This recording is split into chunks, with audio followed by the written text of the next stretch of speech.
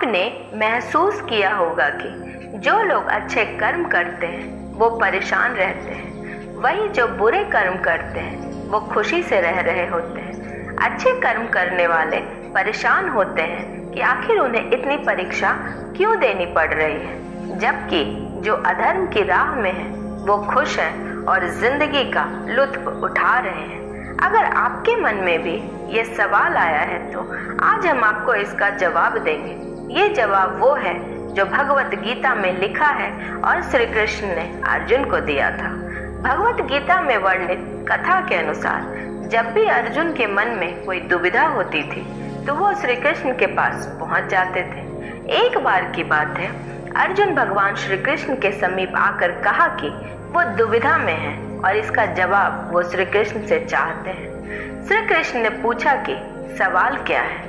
अर्जुन ने कहा, मुझे ये जानना है कि अच्छे लोगों के साथ हमेशा बुरा ही क्यों होता है, वहीं बुरे लोग खुशहाल दिखते हैं। अर्जुन के मुंह से ऐसी बातें सुनकर श्री कृष्ण मुस्कुराए और कहा, मनुष्य जैसा सोचता है और महसूस करता है वैसा कुछ नहीं होता है, बल्कि अज्ञानता की वजह से वो सच्चाई नहीं समझ पाता है। अर्जुन उनकी ये बात समझ नहीं पाए। इसके बाद श्री कृष्ण ने अर्जुन से कहा, पार्थ, मैं तुम्हें एक कथा सुनाता हूँ। उसे सुनकर तुम समझ जाओगे कि हर प्राणी को उसके कर्म के हिसाब से ही फल मिलता है। प्रकृति हर किसी को अपनी राह चुनने का मौका देती है। अब वो मनुष्य की इच्छा पर निर्भर करता है कि उसे धर्म की राह चुननी है या अधर्म की। कथा शुरू करते हुए श्री कृष्ण ने कहा, एक नगर में दो पुरुष रहा करते थे। एक पुरुष व्यापारी था जिसके जीवन में धर्म की बहुत महत्ता थी। वो पूजा पाठ में यकीन रखता था। वो हर रोज मंदिर जाता था और दान धर्म भी करता था और हर रोज भगवान की पूजा करता था। वहीं दूसरा पुरुष बिल्कुल विपरीत था। वो हर रोज मंदिर तो जाता था लेकिन पूजा करने नहीं, बल्कि मंदिर के बाहर से जूते चप्पल चुराने। उसे दान और धर्म से कोई लेना देना नहीं था। समय बीतता गया और एक दिन बहुत जोर की बारिश हो रही थी। इस वजह से मंदिर में पुजारी के अलावा कोई नहीं था। ये बात जब दूसरे पुरुष को पता चली तो उसने कहा कि ये सही मौका है मंदिर का धन चुराने का। पंडित से नजर बचाकर उसने मंदिर का सारा धन चुरा लिया। उसी समय धर्म कर्म में विश्वास रखने वाला व्यक्ति भी मंदिर पहुंचा। दुर्भाग्य से मंदिर के पुजारी ने उसे ही चोर समझ लिया और चिल्लाने लगे। वहां लोग एकत्र हो गए और उसे बहुत मारा। किसी तरह वो बचते बचाते वहां से निकला तो दुर्भाग्य ने उसका साथ वहां भी नहीं छोड़ा। मंदिर के बाहर वो एक गाड़ी से टकरा गया और घायल हो गया। फिर वो व्यापारी लंगड़ाते हुए घर जाने लगा तो रास्ते में उसकी मुलाकात उस पुरुष से हुई जिसने मंदिर से धन चुराया था। उसने कहा, आज तो मेरी किस्मत चमक गई, एक साथ इतना सारा धन मिल गया। ये सब देखकर उसे बहुत बुरा लगा और उसने अपने घर से भगवान की सारी तस्वीरें निकाल दी। कुछ सालों बाद दोनों ही पुरुषों की मृत्यु हो गई। मरने के बाद जब दोनों यमराज की सभा में पहुंचे और भले पुरुष ने दूसरे व्यक्ति को देखा तो उसे बहुत गुस्सा आया।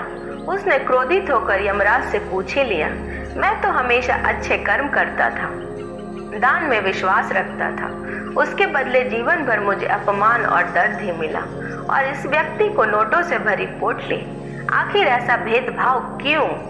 इस पर यमराज ने कहा, पुत्र तुम गलत समझ रहे हो।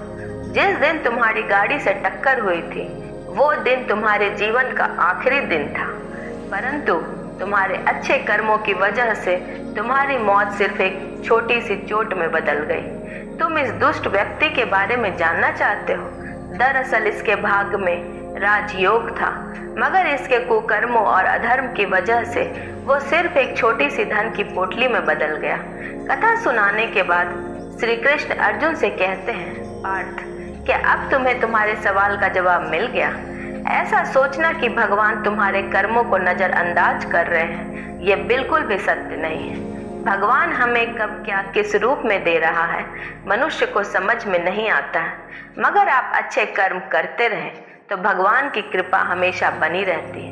इसलिए अपने अच्छे कर्मों को बदलना नहीं चाहिए, क्योंकि उसका फल हमें इसी जीवन में मिलता है। इसलिए मनुष्य का फर्ज है कि वो हमेशा अच्छे कर्म करते रहे, क्योंकि श्री कृष्ण ने गीता में भी बताया है कि किसी के द्वारा किया हुआ कर्म बेकार नहीं जाता है, चाहे वो अच्छा हो या बुरा। तो अगर आपको ये मेरी कहानी पसंद आई तो इसको ज़रूर लाइक करें, और अगर आप मेरे चैनल पे न्यू हैं तो चैनल को सब्सक्राइब करें और बेल आइकन को भी प्रेस कर लें, ताकि मेरे वीडियोस के रेगुलर अपडेट्स आपको मिलते रहें। तो हंसिए, खेलिए, खुश रहिए, ज़िंदगी का मज़ा लेते रहिए। फिर मिलते हैं एक नई कहानी के साथ। तब तक के लिए अलविदा।